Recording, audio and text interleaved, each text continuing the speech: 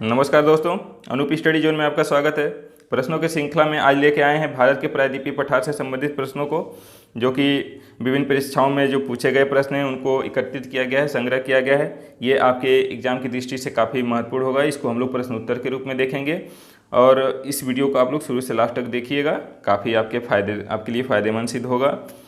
और अभी तक आपने हमारे चैनल को सब्सक्राइब नहीं किया है तो चैनल को जरूर सब्सक्राइब कर लें। सब्सक्राइब करते समय बेल आइकन को भी दबा दें, जिससे कि जो भी नया वीडियो पड़े उसका नोटिफिकेशन आप तक पहुंचता रहे। तो चलिए बिना देरी किए चलते हैं पहले क्वेश्चन की तरफ। पहला क्वेश्चन है, छोटा नागपुर पठार की सबसे ऊंची पर्वत चोटी कौन सी है? तो छोटा नागपुर पठार की जो सबसे ऊँची पर्वत चोटी है वो है आपका पारसनाथ। पारसनाथ कहाँ पर है? हजारीबाग में स्थित है। ठीक है, चलिए नेक्स्ट देखते हैं। अगला है, सह्याद्री निम्नलिखित में से किस प्रकार के पर्वत का उदाहरण है? तो जो सह्याद्री है वो है भ्रंशोत्थ पर्वत, यानी कि एक भ्रंश पर्वत का उदाहरण है। चलिए नेक्स्ट देखते हैं। गारो, खासी और जयंतिया पहाड़ियाँ निम्नलिखित में से किसका भाग है? तो देखिए, गारो, खासी और जयंतिया जो पहाड़ियाँ हैं ये दक्कन पठार का भाग है। और ये किस राज्य में है? जो गारो, खासी, जयंतिया पहाड़ियाँ हैं ये मेघालय राज्य में स्थित हैं। और ये किससे अलग हुए हैं? तो ये राजमहल गारो गैप से अलग हुए हैं। राजमहल गारो गैप द्वारा अलग हुए हैं। और ये अलग कैसे हुए? तो ये पृथ्वी के आंतरिक शक्तियों के खिंचाव के कारण, ठीक है, वहाँ पे क्या हुआ, धसाव या अवतलन की स्थिति के कारण ये उससे अलग दिखाई देते हैं। ठीक है, चलिए नेक्स्ट देखते हैं। अगला है, तमिलनाडु राज्य का सबसे ऊंचा पर्वत शिखर कौन सा है? तो जो तमिलनाडु राज्य का जो सबसे ऊंचा पर्वत शिखर है वो है आपका डोड्डा बेटा। डोड्डा बेटा कहाँ पर स्थित है? तमिलनाडु में। और इसकी ऊंचाई की बात करें तो इसकी ऊंचाई है 2636 मीटर। 2636 मीटर। ये किस पहाड़ी में स्थित है? देखिए, ये है आपका नीलगिरी में। नीलगिरी की कहा जाए तो सबसे ऊंची जो चोटी है वो है आपका डोड्डा बेटा। ये दक्षिण भारत का दूसरा सबसे ऊंचा चोटी है। ठीक है, चलिए अगला है, दक्षिण भारत का सर्वोच्च शिखर निम्नलिखित में से कौन सा है? तो जो दक्षिण भारत की जो सबसे ऊंची चोटी है वो है आपका अनाईमुडी। अनाईमुडी की ऊंचाई की बात करें तो ये है आपका 2695 मीटर इसकी ऊंचाई है। ठीक है, 2695 मीटर। अगला है, पाटभूमि कहाँ पर पाई जाती है? तो पाटभूमि कहाँ पर पाई जाती है? ये छोटा नागपुर जो क्षेत्र है वहाँ पे पाई जाती है। वहाँ पे कुछ द्वीप रूपी ऐसे संरचना देखने को मिलती है। ठीक है, इसी को वहाँ पे बोलते हैं पाटभूमि। ठीक है, चलिए नेक्स्ट देखते हैं। अगला है, निम्नलिखित में से कौन सी पहाड़ियाँ पश्चिमी घाट से संबंधित नहीं हैं?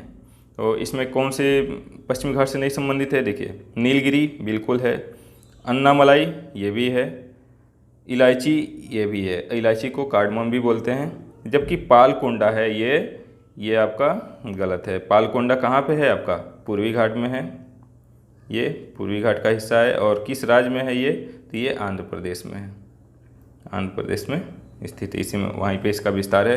तो यहाँ पे आंसर क्या हो जाएगा आपका? Option C. अगला है, महाबलेश्वर निम्नलिखित में से किस राज्य में स्थित है? तो जो महाबलेश्वर है ये आपका महाराष्ट्र में स्थित है। जो ये महाबलेश्वर है ये वास्तव में पश्चिमी घाट का जो पर्वत श्रृंखलाएँ हैं उन्हीं का विस्तार है। ये महाराष्ट्र राज्य में इसका विस्तार है। और ये उत्तरी सह्याद्री का सर्वोच्च जो शिखर है वहाँ पे कलसुबाई है। और ये दूसरा सबसे ऊंची चोटी है। इसका जो ऊंचाई की बात करें तो ये है आपका 1438 मीटर। तो ये पूछ देगा कि महाबलेश्वर की जो महाबलेश्वर की ऊंचाई कितनी है? तो 1438 मीटर। और ये भी पूछ सकता है कि ये किस सह्याद्री में स्थित है? तो ये आपका जो महाबलेश्वर है ये किस में है? उत्तरी सह्याद्री में स्थित है। तो ये भी आपको ध्यान में देना है। चलिए नेक्स्ट देखते हैं। अगला है, भारत की दक्षिणतम पर्वतमाला है। तो भारत की जो दक्षिणतम पर्वतमाला है कौन सा है? वो आपका है कार्डमम। देखिए, ये अन्नामलाई, नल्लामलाई ये सब कहाँ पे हैं? ये सब दक्षिण भारत में ही है। लेकिन सबसे जो नीचे है वो है आपका कार्डमम। इसको इलायची पहाड़ी के भी नाम से जाना जाता है। अगला है, भारत के दक्षिणी पठार का सर्वोच्च बिंदु अवस्थित है। तो दक्षिण भारत का जो सर्वोच्च बिंदु है अभी हम लोगों ने देखा था कि उसका नाम है अनाईमुडी। अनाईमुडी। और ये दक्षिण भारत की सबसे ऊंची चोटी है या कह सकते हैं सर्वोच्च बिंदु है। तो ये अनाईमुडी किस पर्वतमाला में स्थित है? तो ये अन्नामलाई पर्वतमाला में स्थित है। तो इसका आंसर क्या हो जाए आपका? Option D. ठीक है, ऑप्शन डी। चलिए नेक्स्ट देखते हैं। अगला है, निम्न में से कौन सा उत्तर से दक्षिण की ओर सही क्रम में है? तो विंध्याचल देखिए है, सतपुड़ा भी है, नीलगिरी नहीं है। नीलगिरी कहाँ पे? दक्षिण में है। ताप्ती, ताप्ती आपका सतपुड़ा के नीचे बहती है, ये यानी कि ऑप्शन ए गलत हो जाएगा। ऑप्शन बी में है विंध्याचल, सही है। नर्मदा विंध्याचल के नीचे बहती है, भी सही है। सतपुड़ा ये भी सही है, नर्मदा के नीचे है। और ताप्ती, ताप्ती भी सही है। तो इसका ये जो क्रम है तो सही क्रम आपका हो जाएगा आंसर बी। ठीक है, आंसर बी हो जाएगा। और ये नर्मदा और जो ताप्ती नदियां हैं ये दोनों भ्रंश घाटी में बहती हैं और यही जो नदियां हैं अपने जल को कहाँ विसर्जित करती हैं? अरब सागर में। तो इससे क्वेश्चन आया हुआ है कि निम्न में से कौन सी नदी अपने जल को अरब सागर में विसर्जित करती हैं? तो ये है आपका नर्मदा और ताप्ती। तो ये आपको भी ध्यान में रखना है। अगला है, निम्नलिखित में से कौन सी पहाड़ी पश्चिमी घाट और पूर्वी घाट को जोड़ती है? तो पश्चिमी घाट और पूर्वी घाट को जो जोड़ने वाली पहाड़ी है वो है आपका नीलगिरी पहाड़ी। नीलगिरी पहाड़ी इन दोनों को जोड़ती है। और नीलगिरी पहाड़ी में स्थित है आपका प्रसिद्ध पर्यटक स्थल ऊटी। ठीक है, ऊटी, उसको क्या बोलते हैं? उटकमंड भी बोलते हैं। तो ये आपको ध्यान में रखना है। और ये जो ऊटी है कहाँ पे है आपका? तमिलनाडु राज्य में है। ठीक है, तमिलनाडु, ये भी आपको ध्यान रखना है। चलिए नेक्स्ट देखते हैं। दंडकारण्य क्षेत्र अवस्थित है। तो दंडकारण्य क्षेत्र कहाँ पर स्थित है? दंडकारण्य क्षेत्र आपका छत्तीसगढ़ एवं ओडिशा में स्थित है। ठीक है, और ये जो दंडकारण्य क्षेत्र है ये काफ़ी इम्पोर्टेंट क्षेत्र है। यहाँ पे काफ़ी खनिज संसाधनों का भंडार है। अगला है, बाबा बुदन की पहाड़ी किस राज्य में स्थित है? तो जो बाबा बुदन की पहाड़ी है वो किस राज्य में स्थित है आपका? कर्नाटक में है। कर्नाटक में है और ये दक्षिणी सह्याद्री के अंतर्गत आता है। और बाबा बुदन की पहाड़ी की जो सबसे ऊंची चोटी है वो है आपका कुद्रेमुख। ठीक है, कौन सी है? कुद्रेमुख। इसकी ऊंचाई की बात करें तो इसका ऊंचाई है 1892 मीटर है। ठीक है, तो ये भी क्वेश्चन आया हुआ है कि बाबा बुदन पहाड़ी की जो सबसे ऊंची चोटी है वो कौन सी है? तो कुद्रेमुख। इसकी ऊंचाई का भी आपको पता चल गया। अगला है, भारत का एकमात्र ज्वालामुखी पर्वत निम्नलिखित में से कौन सा है? तो भारत का जो एकमात्र जो ज्वालामुखी पर्वत है वो है आपका डालमा हिल। एक चीज़ आप और ध्यान रखेंगे कि जो डालमा हिल है ये निष्क्रिय ज्वालामुखी पर्वत है और ये कहाँ पर स्थित है? ये छोटा नागपुर पठार में स्थित है। और ये आपका काफ़ी इम्पोर्टेंट है, ये क्वेश्चन एग्ज़ाम में आया हुआ प्रश्न है, तो ये भी आपको ध्यान में रखना है। अगला है, जोबट हिल किस राज्य में स्थित है? तो जोबट हिल कहाँ पे स्थित है आपका? गुजरात में है। जो जोबट हिल है वास्तव में ये जो विंध्याचल पर्वत है श्रेणी उसी का हिस्सा है। ठीक है, चलिए अगला है, निम्नलिखित में से कौन ब्लॉक पर्वत का उदाहरण है? तो ब्लॉक पर्वत का उदाहरण आपका इसमें से सतपुड़ा हो जाएगा, ऑप्शन बी। देखिए सतपुड़ा जो ब्लॉक पर्वत होता है क्या होता है कि वह भाग या वह स्थलखंड, ठीक है, जिसके दोनों तरफ की जो भूमि है वो क्या होती है? धंस जाती है और बीच में जो उठा हुआ भाग होता है उसको बोलते हैं ब्लॉक पर्वत। ठीक है, इनकी कुछ आकृति इस टाइप की होती है, आपको दिखा देते हैं।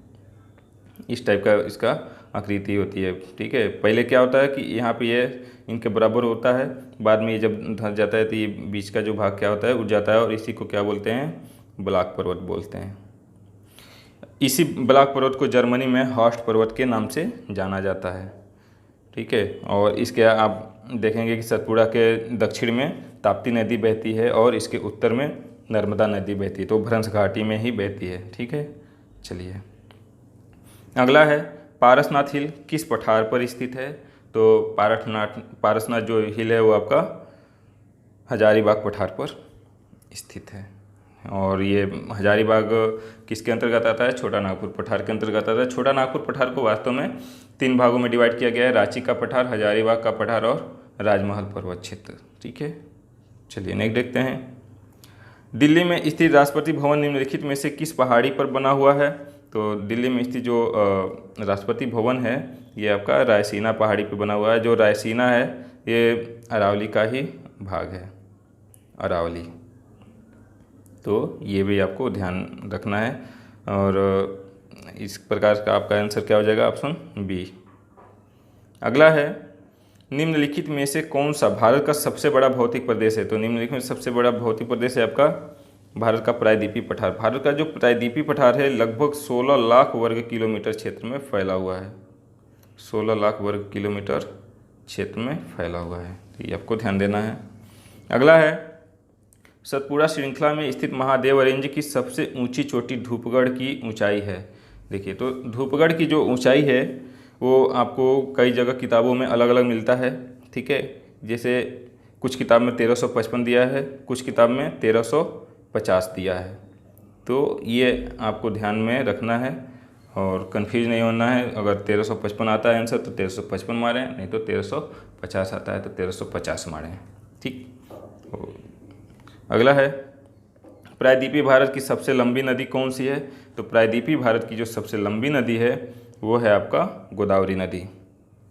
गोदावरी नदी प्रायद्वीपीय भारत की सबसे लंबी है और इसे दक्षिण गंगा या बूढ़ी गंगा के नाम से भी जाना जाता है। इसकी लंबाई की बात करें तो इसकी लंबाई है 1465 मीटर, 1465 किलोमीटर है, ये ध्यान में रखिएगा। और यह जो नदी है ये भारत की दूसरी सबसे लंबी नदी है और इस नदी घाटी में जो है कि कोयला, पेट्रोलियम और प्राकृतिक गैस के काफ़ी भंडार पाए जाते हैं, तो ये भी आपको ध्यान में रखना है। अगला है, ब्रह्मगिरी पहाड़ी किस राज्य में स्थित है? तो जो ब्रह्मगिरी पहाड़ी है वो आपका कर्नाटक राज्य में स्थित है। ब्रह्मगिरी पहाड़ी से ही निकलती है कावेरी नदी। ठीक है, इसी से निकलती है आपका कौन सी नदी निकलती है? कावेरी नदी निकलती है। और एक कावेरी नदी ऐसी मात्र नदी है दक्षिण भारत की जहाँ पे वर्ष भर इसमें जल का प्रवाह बना रहता है, क्योंकि इसको दोनों मानसून से जल की प्राप्ति होती है और इसके जो अपवाह क्षेत्र हैं ये कृषि की दृष्टि से काफ़ी महत्वपूर्ण क्षेत्र हैं। अगला है, मालवा का पठार किस राज्य से संबंधित है? तो जो मालवा का पठार है वो आपका मध्य प्रदेश से संबंधित है। अगर आप लोगों ने ये ज्योग्राफी की क्लास देखी होगी तो उसमें आपको सारी कुछ डिटेल से बताया गया है। इसमें से कोई भी ऐसा प्रश्न नहीं है जो आपने वीडियो देखा हो तो इस प्रश्नों को सॉल्व ना कर पाएँ। तो एक बार अगर आपने नहीं देखा है तो वीडियो को जाकर दे सकते हैं, इसके डिस्क्रिप्शन बॉक्स में लिंक दे दिया जाएगा और आप जाकर वहाँ पे देख सकते हैं। और आप किसी भी चीज़ की तैयारी कर रहे हैं, जैसे कि लेखपाल की कर रहे हैं, एसएससी, बैंक और पीसीएस की तैयारी कर रहे हैं, तो आप अनूप स्टडी जोन को ज्वाइन करें।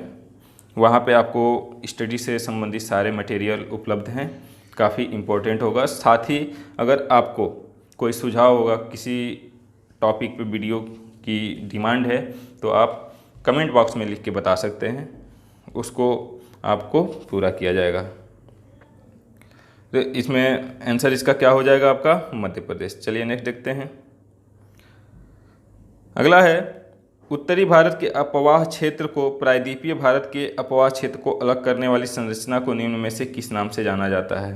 तो उत्तरी भारत के अपवाह क्षेत्र यानी कि जो गंगा नदी जो बेसिन है, जो उससे संबंधित जो नदियां हैं उनके अपवाह क्षेत्र से बात कर रहा है। फिर जो प्रायद्वीपीय भारत की जो नदियां हैं या उसके जो अपवाह क्षेत्र हैं उनसे बारे में बात कर रहे थे। इनको जो दोनों को अलग करने वाली जो संरचना है वो है आपका विंध्यन रेंज। विंध्यन रेंज उत्तरी भारत के अपवाह क्षेत्र को प्रायद्वीपीय भारत के अपवाह क्षेत्र से अलग करती है। अगला है, गुजरात में स्थित जोबट हिल और बिहार में कैमूर हिल किस पर्वत श्रेणी का हिस्सा है? तो ये किस पर्वत श्रेणी की हिस्सा है? ये है आपका विंध्यन श्रेणी की हिस्सा है। ये विंध्यन श्रेणी का जो पश्चिमी हिस्सा है उसको गुजरात में जोबट हिल बोलते हैं और पूर्व में यानी कि बिहार में इसको कैमूर हिल के नाम से जाना जाता है। अगला है, निम्नलिखित में से कौन सा सतपुड़ा श्रेणी का भाग नहीं है? देखिए, तो इसमें कौन सा नहीं है?